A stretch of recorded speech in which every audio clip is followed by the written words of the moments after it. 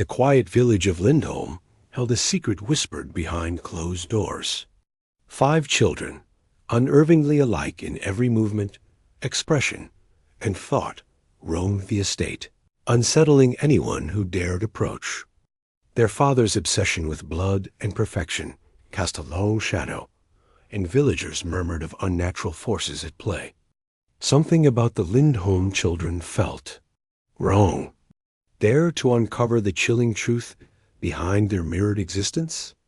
Click to witness a family where blood doesn't just connect, it controls. If you enjoy uncovering history's secrets, don't forget to like, subscribe, and ring the bell icon so you never miss a journey into the past. The Lindholm estate stood at the edge of the village, a weathered mansion of gray stone and darkened windows, framed by the gnarled branches of ancient oaks. Its appearance alone was enough to stir unease. A place frozen in time, untouched by the cheerful bustle of the village below. Yet the true source of whispering fear was not the building itself, but the family that inhabited it. Father Lindholm was a tall, imposing man with a hawk-like gaze and a stern demeanor. His voice, sharp and commanding, seemed to cut through the air like a blade. He walked the halls with a careful precision, as though the estate itself were an extension of his will, and every step his children took needed to mirror his own. His presence alone was enough to enforce obedience, but it was the children who truly fascinated and unsettled outsiders. There were 5 of them, 3 boys and 2 girls, all between the ages of 6 and 13. They looked almost identical, not merely in facial features, but in their posture, the tilt of their heads, the rhythm of their speech. When they moved through the estate, they did so almost in unison, as if following a silent choreography only they could hear. Villagers who happened upon the children walking in the garden noted that even the smallest gestures, a hand raised to brush a stray lock of hair, a slight frown of concentration, were mirrored perfectly by the others. It was not only their physical appearance that drew attention. Their expressions seemed carefully curated, always serious, rarely revealing the spontaneity of childhood. Laughter was sparse, smiles rare.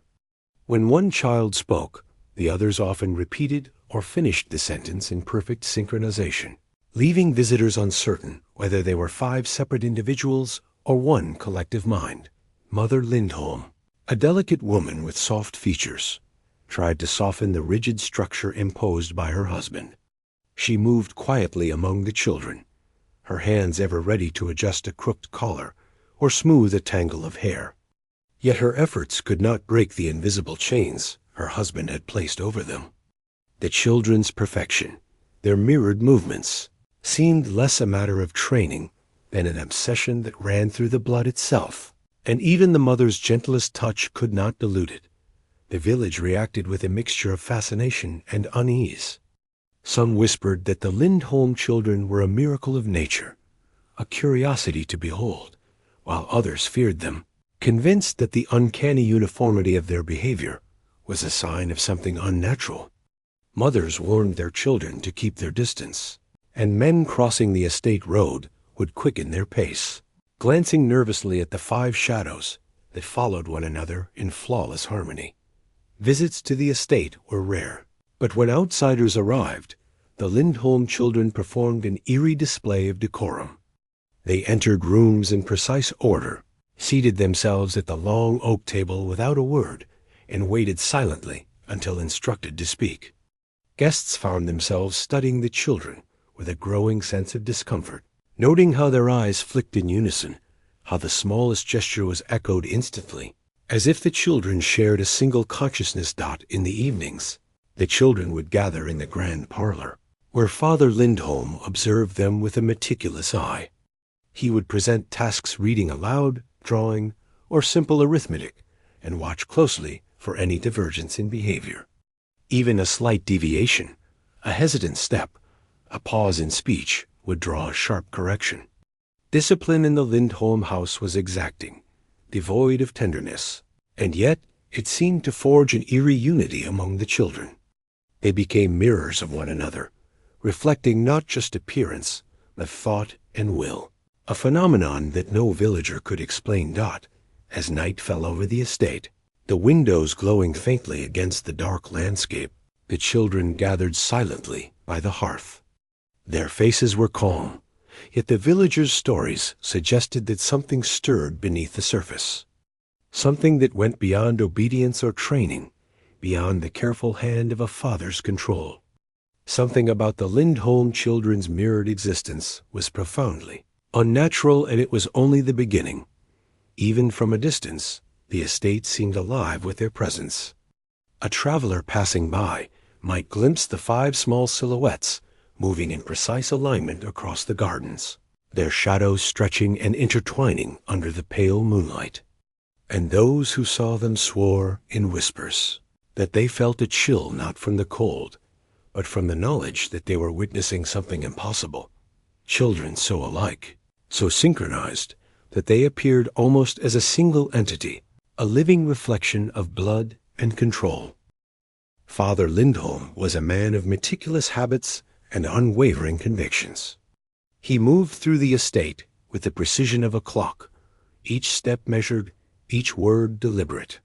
To the villagers, he appeared merely stern, perhaps a man of high expectations, but within the walls of his home, his obsession ran far deeper. His gaze, sharp and calculating, lingered on every child, every movement, every expression, as though he were measuring not only their physical alignment, but the alignment of their very souls. Root of Father Lindholm's obsession was blood, its purity, its inheritance, its potential. He believed that the lineage of the family carried not just traits, but the essence of perfection itself.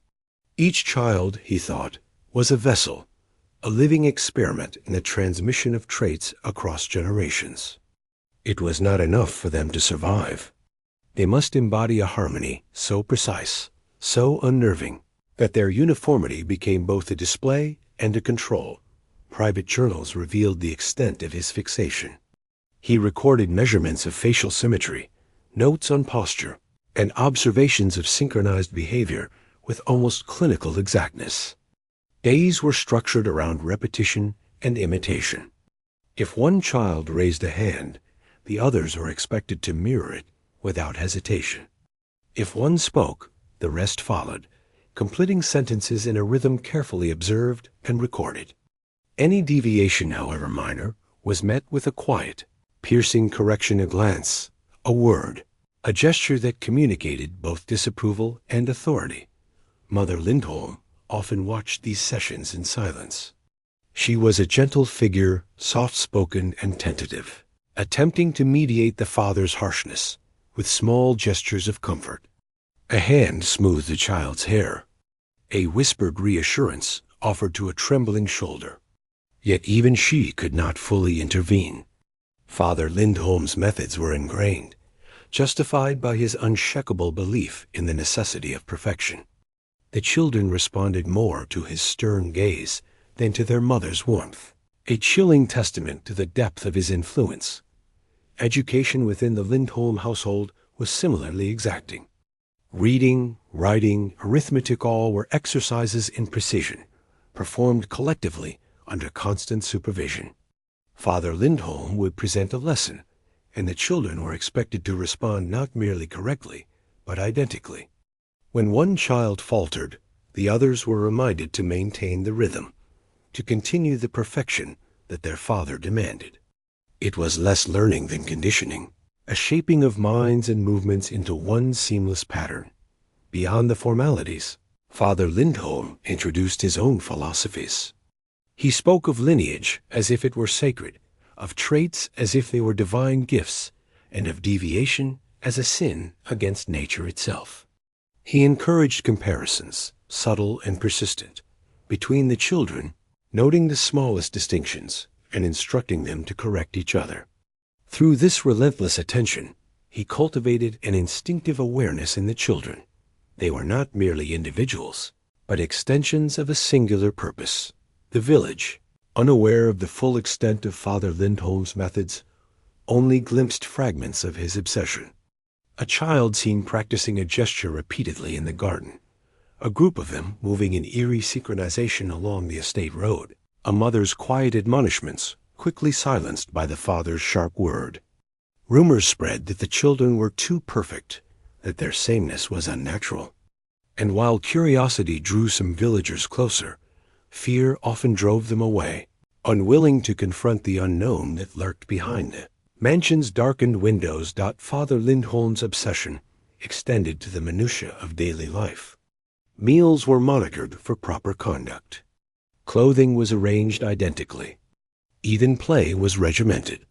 If one child misstepped, others were corrected, not just for their own behavior, but to maintain the uniformity he demanded. His presence was a constant reminder that deviation was unacceptable, that individuality was dangerous, and that perfection was a matter of survival.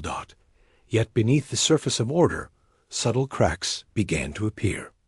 Children, though mirroring one another flawlessly, displayed glimpses of tension, hesitations, fleeting glances, a pause too long. Father Lindholm noted these with a mixture of pride and concern, interpreting them as the natural challenges of maintaining absolute control. For him, every flaw was an opportunity to refine, to enforce, to perfect further. He saw himself not only as a father, but as a custodian of a genetic legacy, a master of blood and behavior. By the end of each day, the Lindholm children had internalized a rhythm and unity that bordered on the unnatural. They moved, spoke, and thought as a collective, guided by the invisible hand of their father's obsession.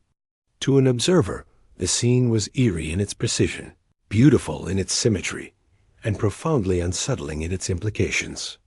What began as discipline had transformed into a form of psychological dominion, and the consequences of this meticulous control were only beginning to reveal themselves. The first hints that the Lindholm children were not merely disciplined, but unnaturally synchronized, appeared in small, almost imperceptible ways. At school, the children performed tasks in eerie unison. When one picked up a pen, the others did the same, their hands moving identically, their posture mirroring one another, so precisely that teachers often found themselves questioning their own eyes. Even a casual observer could sense that something about their coordination was far beyond ordinary sibling mimicry. During arithmetic lessons, the children would answer aloud, one after another, their voices rising and falling in an uncanny rhythm. If one stumbled, another would immediately correct the mistake in the same tone, as though sharing a single consciousness. Teachers reported feeling uneasy, caught between admiration for their intelligence and an unshakable sense of dread. The children's brilliance was undeniable, yet it carried a mechanical perfection that left no room for human error or human emotion. In the village, whispers began to take on a more ominous tone. Mothers hesitated to let their children near the estate, warning them that the Lindholms were not like us. Farmers passing by reported seeing the children in the gardens, moving together as if drawn by an invisible thread. The sight of 5 small figures executing identical movements in the fading light was enough to make even the most skeptical feel a chill. Some swore the children seemed to anticipate each other's actions, reacting simultaneously to unseen cues, as if they were bound by something beyond the normal bonds of family. Even the mundane routines of the estate carried a hint of the unnatural. At mealtimes, the children would reach for utensils, sip water, or cut bread in perfect harmony.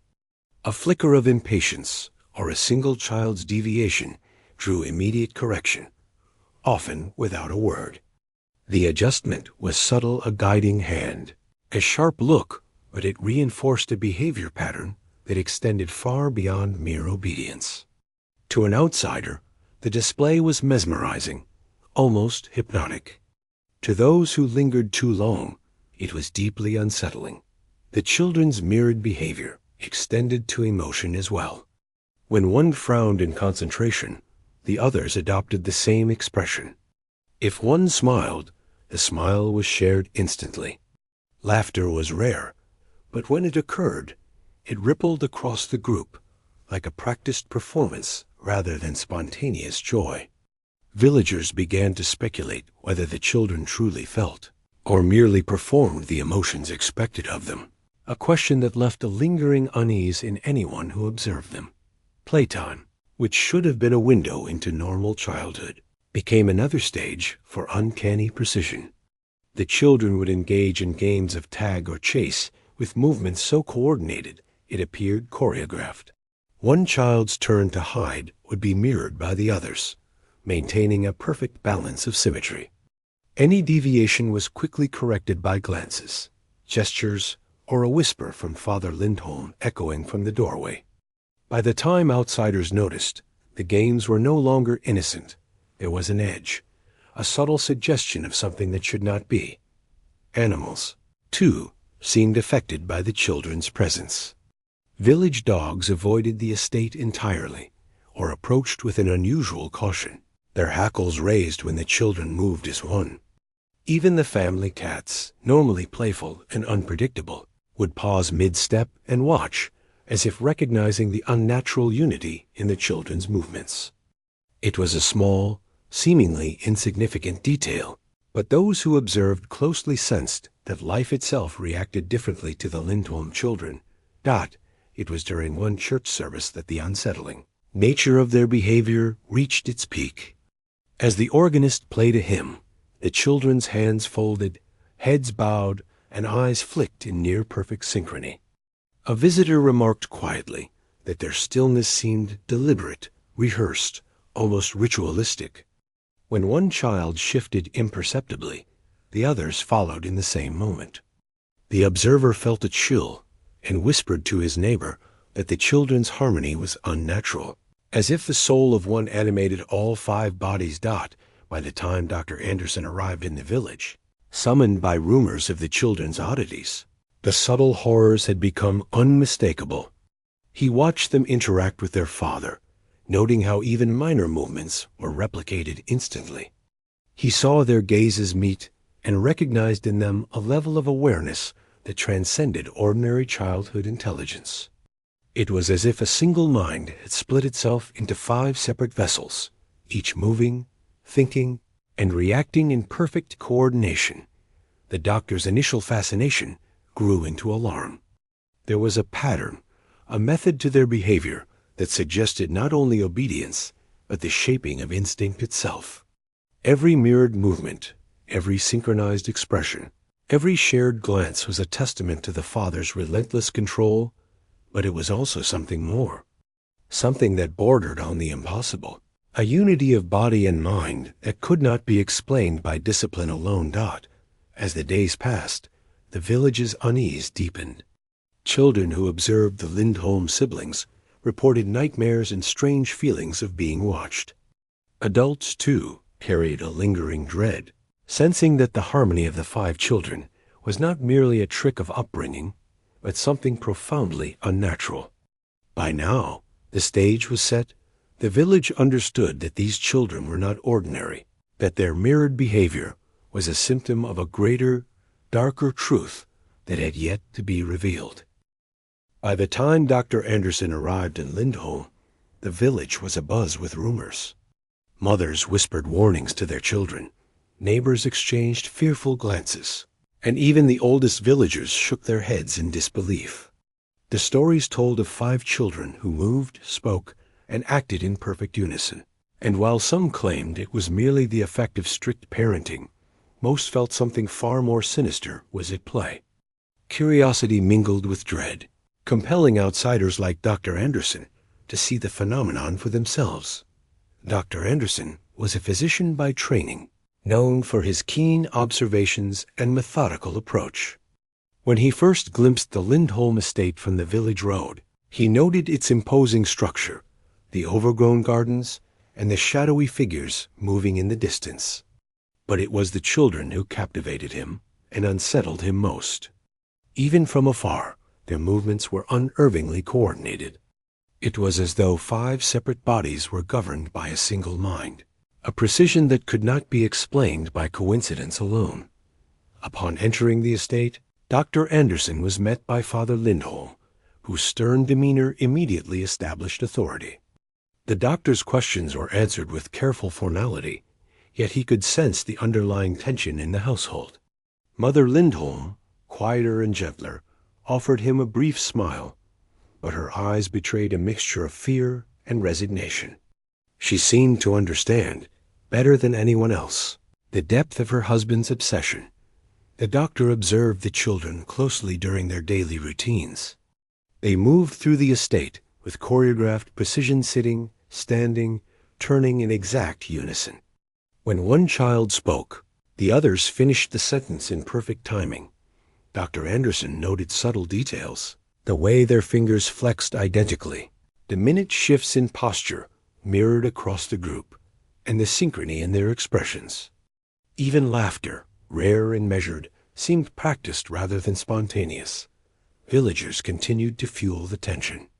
They told stories of encounters at the edge of the estate, children appearing silently at windows, performing identical gestures, vanishing as quickly as they appeared. One farmer insisted that the children had predicted his arrival and adjusted their movements in anticipation. These tales, shared in hushed tones, heightened the aura of unease surrounding the family. Some villagers speculated that the children were under the influence of dark forces, while others suggested that Father Lindholm's obsession with blood had warped their minds. Dr. Anderson, ever skeptical yet increasingly disturbed, began keeping meticulous records. He measured their height, noted physical traits, and documented patterns of behavior. What puzzled him most was not their intelligence or discipline, but the seemingly unnatural uniformity of their actions. The children's responses to stimuli were synchronized, their attention to one another constant, their emotional reactions almost instantaneous and collective. It was unlike anything he had seen in decades of medical and psychological study. During his observation, Dr. Anderson attempted casual conversation with the children, asking simple questions to gauge their individuality. The answers were informative, but unsettlingly uniform. One child's hesitation or misstep would prompt an immediate, mirrored correction from the others. It was clear that they were not merely obedient, they were attuned to one another on a level that suggested shared instinct or internalized control. The doctor could not determine whether this was a result of conditioning, heredity, or something beyond conventional understanding.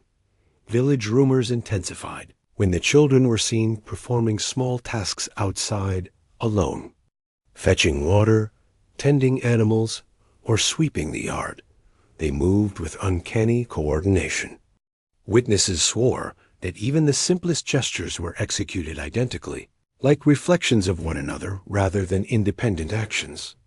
Dr. Anderson's presence did little to reassure them.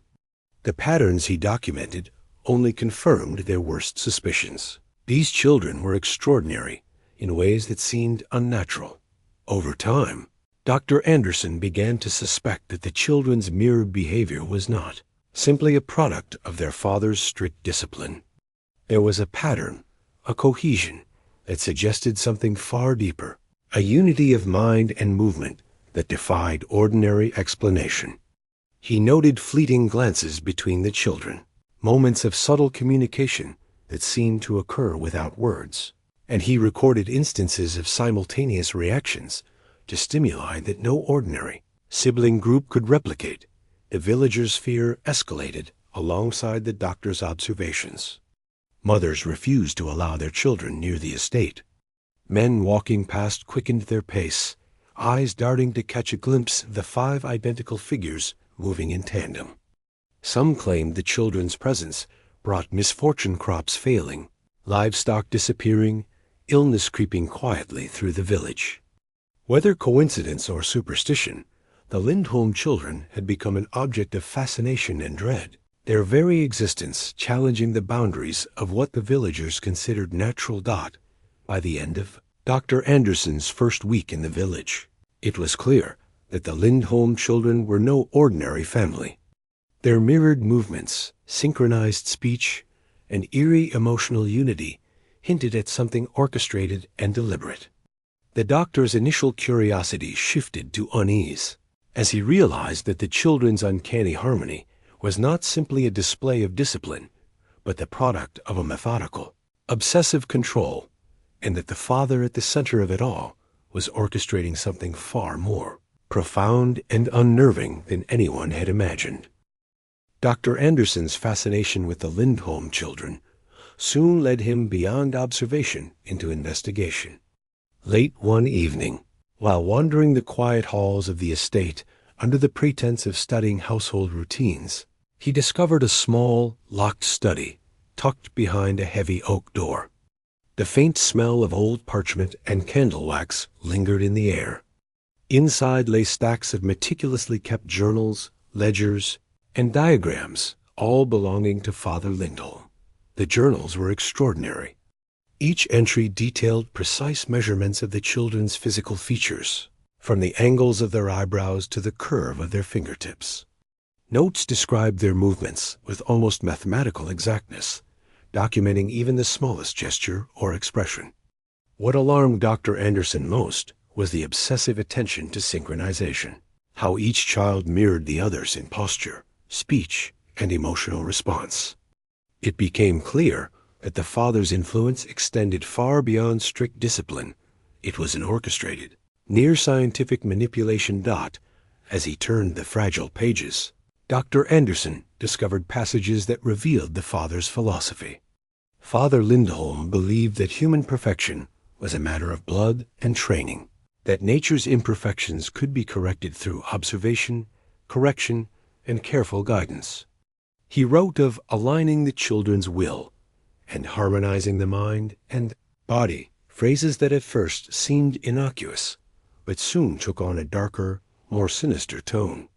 The children were not merely disciplined, they were being molded into mirrors of one another, reflections of an ideal that existed only in their father's mind.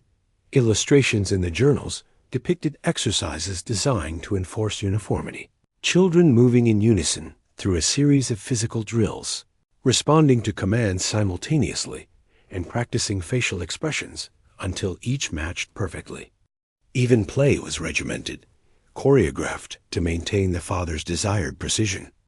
There were notes on punishment as well, subtle, calculated corrections meant to instill immediate compliance without breaking the illusion of voluntary perfection. Dr. Anderson's heart sank as he realized the depth of control exercised over these children. Further examination revealed Father Lindholm's theories on heredity. He believed that the children's genetic material could be refined through strict training, shaping not only their bodies, but their minds and behaviors. He recorded attempts to cultivate identical responses, writing of training the blood and reflecting nature's ideal in repetition. The obsessive detail suggested more than devotion, it suggested mania. The father's goal was no longer simple obedience. He sought to create something wholly unnatural. 5 separate bodies sharing one precise identity.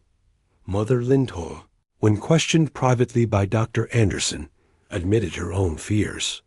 She spoke of nights spent watching her children move like shadows of one another, of moments when their voices blended into a single tone, of the pressure that Father Lindholm's gaze exerted over every action. She feared the long-term effects of his obsession, but felt powerless to intervene. Dr. Anderson realized that the children were trapped not only by their father's control, but by the subtle conditioning that had seeped into every corner of their lives. The doctor's concern grew when he observed the children after reading the journals. It was as if Father Lindholm's methods had been imprinted deeply within them. Minor deviations were immediately corrected, not always by the father's presence, but by the children themselves, who seemed to monitor and regulate one another with startling precision. The mirrored behavior was no longer merely a display. It had become instinct, a learned reflex enforced through years of methodical observation and control. Even more disturbing were the notes on emotional uniformity.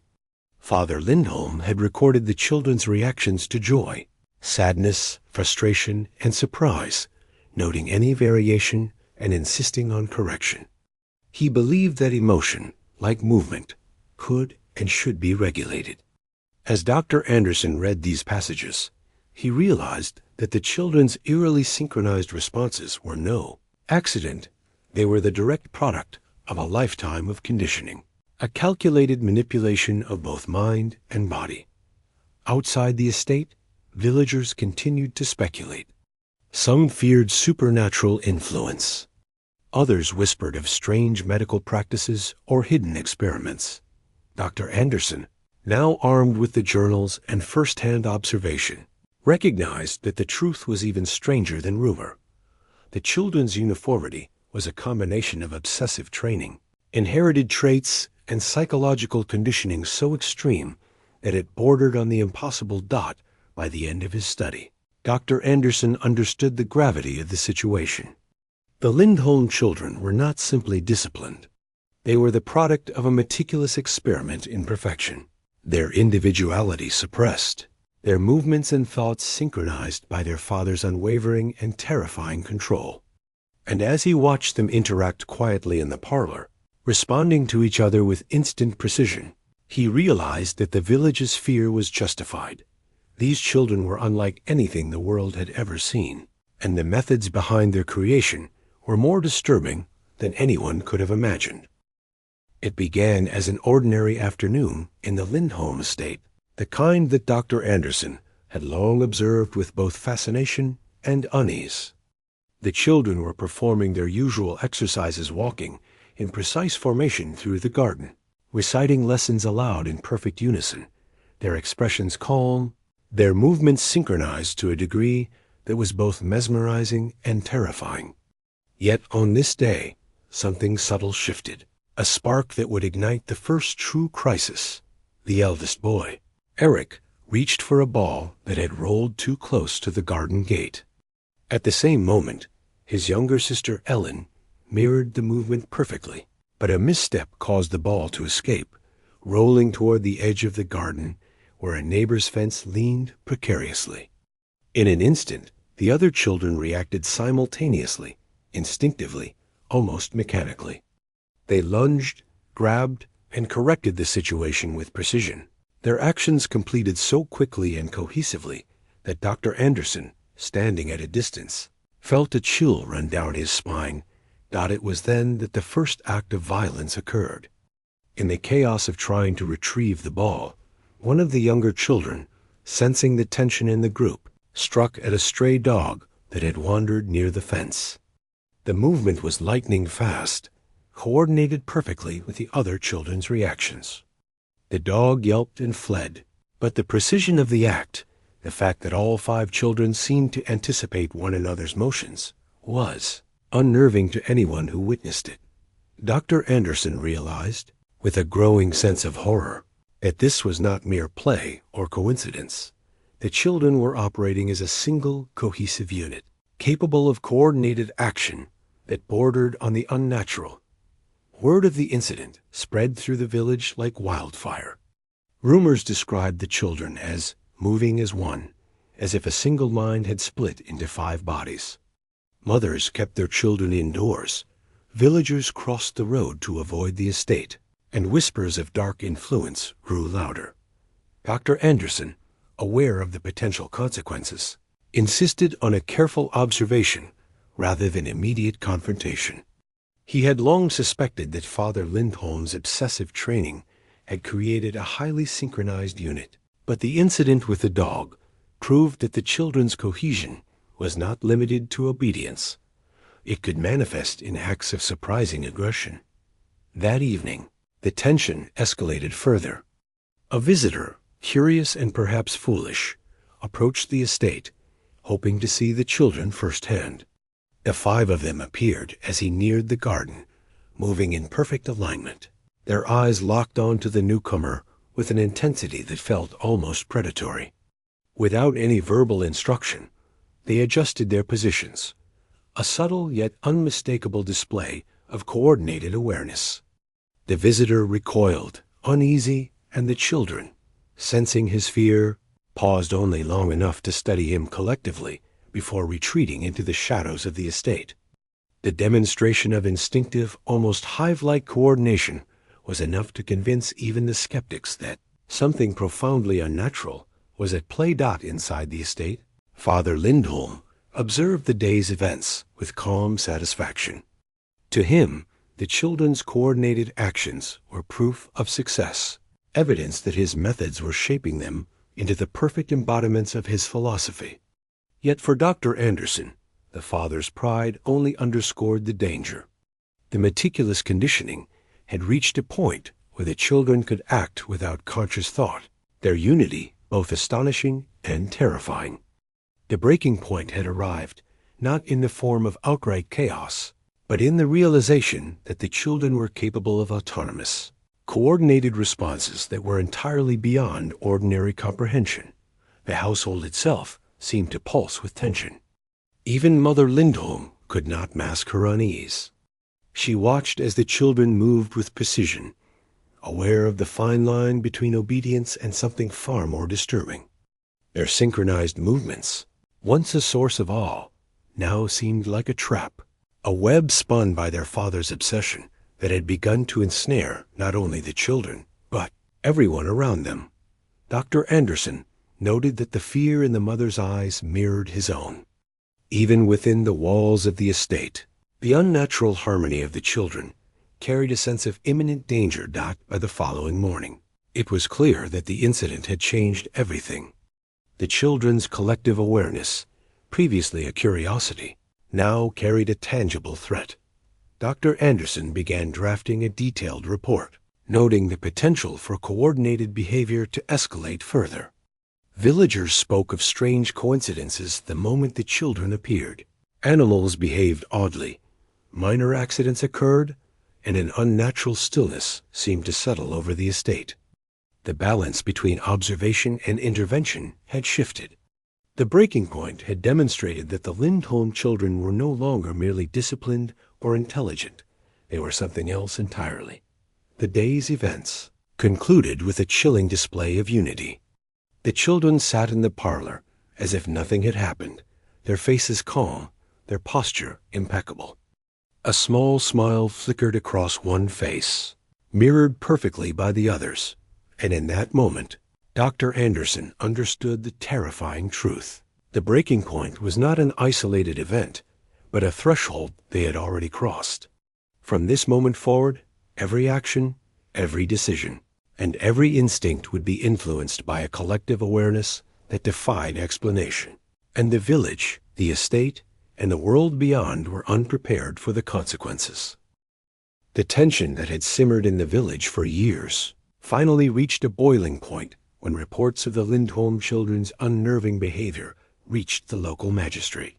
Mothers and neighbors testified to seeing the children move in unnatural unison, and tales of coordinated incidents, like the sudden scaring of a dog or the precise manipulation of objects, were relayed with a mixture of fear and fascination. Authorities, initially skeptical, agreed that an investigation was necessary. Dr. Anderson accompanied them, serving as both a witness and an interpreter of the subtle, unsettling dynamics he had observed firsthand. When they arrived at the estate, the Lindholms greeted them with composed courtesy, the children standing in perfect alignment behind their father, their expressions eerily calm. Father Lindholm spoke with measured confidence, explaining the family's routines as mere discipline and obedience, but his rigid posture and piercing gaze betrayed a man who had long practiced control to near perfection. The investigation began in earnest. Officers and local officials walked the halls and inspected the gardens, noting the exact symmetry in which the children conducted themselves.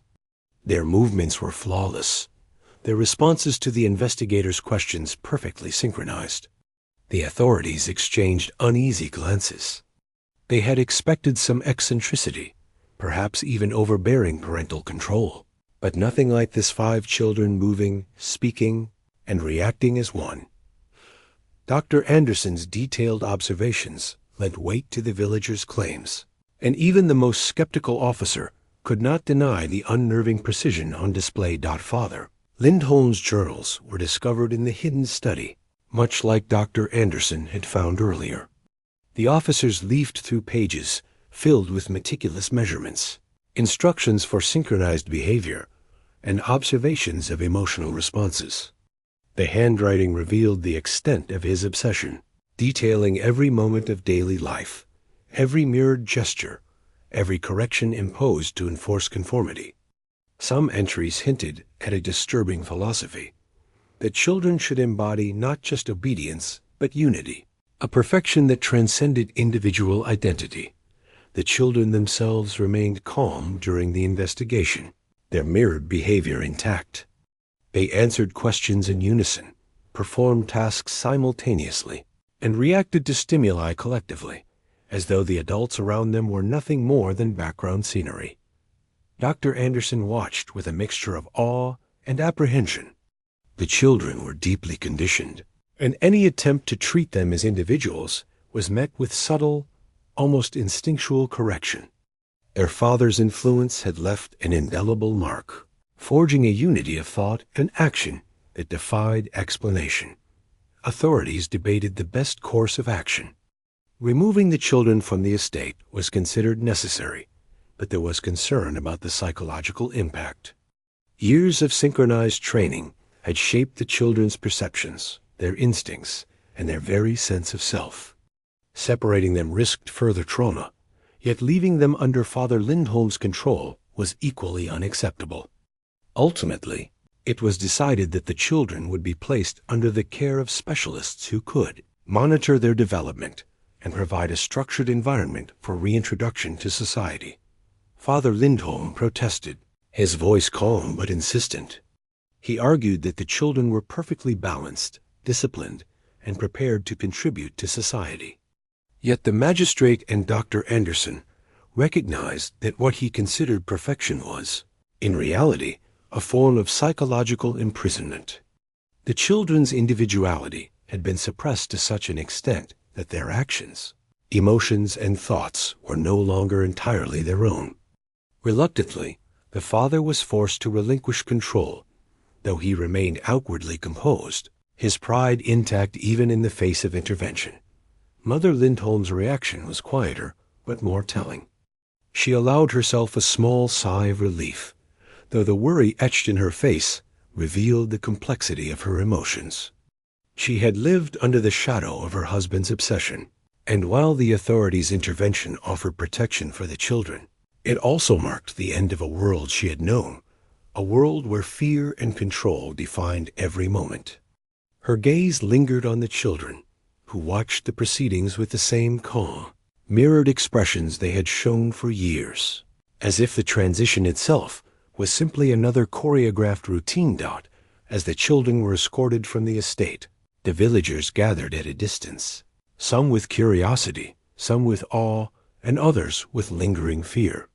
The estate, once a symbol of control and perfection, now stood silent, a reminder of the consequences of obsession. Dr. Anderson remained to document every detail, ensuring that the lessons of the Lindholm experiment would not be lost. He understood that what had occurred within those walls was more than eccentric parenting. It was a profound manipulation of human behavior, a chilling testament to the power of control when combined with obsessive belief in blood and heredity. In the aftermath, the village struggled to reconcile the normalcy of everyday life with the memory of the children's unnatural unity. Mothers whispered to their children about the dangers of obsession. Men exchanged stories of what they had seen, and the estate itself became a cautionary tale. The Lindholm children, removed from their father's direct influence, carried with them the indelible marks of their upbringing. The investigation had ended, but the psychological imprint of Father Lindholm's methods would endure for years, shaping the children in ways that would only reveal themselves over time. Years had passed since the Lindholm children were removed from the estate. The village had long since returned to its routines, but the memory of the 5 eerily synchronized siblings lingered like a shadow over the generations. Dr. Anderson, now aged and reflective, often thought back to the estate and the experiment of blood and obsession that had unfolded there. What he had witnessed had been more than unusual parenting. It had been a meticulously orchestrated suppression of individuality, an uncanny exercise in psychological dominion. The children themselves had grown, scattered under the care of specialists, each assigned to separate households designed to encourage independence. Yet even apart, the mark of their father's influence persisted. In their 20s, when friends or caregivers observed them, faint echoes of synchronization remained. One child would tilt the head slightly, and another would mimic the gesture unconsciously. A phrase uttered by one would sometimes ripple through the others in distant, uncanny repetition. Though separated, the invisible thread of their shared upbringing endured. Psychologists who studied the Lindholm siblings noted that their social interactions were unusual. They struggled with individual decision-making, often instinctively deferring to an internalized sense of group consensus rather than personal desire. Emotional expression remained muted, calculated, or mirrored. While some exhibited moments of genuine spontaneity, the majority of their behavior had been shaped by years of rigid orchestration. Each step they took outside their father's influence carried the weight of years of conditioning, leaving them trapped between instinct and individuality. Despite these challenges, the siblings sought normalcy. Careers, friendships, and attempts at family life were undertaken cautiously, shadowed by the ever-present knowledge that their identities had been molded into reflections of one another. Dr. Anderson continued to correspond with some of them, documenting progress and setbacks, fascinated and haunted by the degree to which the father's obsession had reshaped human behavior. Their lives were not tragic in the conventional sense, but they bore a profound, invisible scar, a testament to the unnatural perfection that had been imposed upon them. The estate itself, now abandoned and overgrown, became a place of rumor and legend. Villagers whispered about occasional lights in the windows, strange sounds carried on the wind, and fleeting glimpses of shadows moving in unison. It was as though the echoes of the past and the meticulous control exerted by Father Lindholm lingered in the very walls. The mansion, once a symbol of fear and precision, stood as a haunting monument to obsession's enduring consequences. Visitors to the village often asked about the Lindholm children, and the villagers, still wary, would recount fragments of the tale. They described the eerie synchronization, the unsettling presence of the father, and the psychological imprint that lingered long after the children had been removed. Though the children were no longer present, their story served as a cautionary tale of what happens when obsession supersedes compassion and control overshadows humanity. For the siblings themselves, adulthood was a delicate balance between recovery and the residual effects of their upbringing. Some found solace in quiet lives, embracing solitude and routine as a way to manage lingering instincts toward synchronization. Others struggled, facing moments when instinctive unity surged uncontrollably, reminding them of the invisible chains of their youth. Dr. Anderson noted these occurrences with clinical fascination, but he also recognized the profound emotional cost. The children had survived, but they had not escaped entirely. The final reflection fell on the concept that had haunted Dr. Anderson from the beginning. Blood mirrors blood. The siblings, genetically identical and conditioned to perfection, embodied both the physical and psychological inheritance of their father's obsession. The experiment was complete not in the sense of success, but in the irrevocable shaping of human behavior. They were living reflections, forever marked by synchronization, a chilling testament to the power of control over nature and nurture alike. As the sun set over the village, casting long shadows across the overgrown estate, one could almost imagine the 5 siblings moving together in the distance, a haunting echo of the past. Their steps, once perfectly mirrored in the estate gardens, now existed only in memory and in the quiet, lingering impressions left on those who had witnessed their uncanny unity.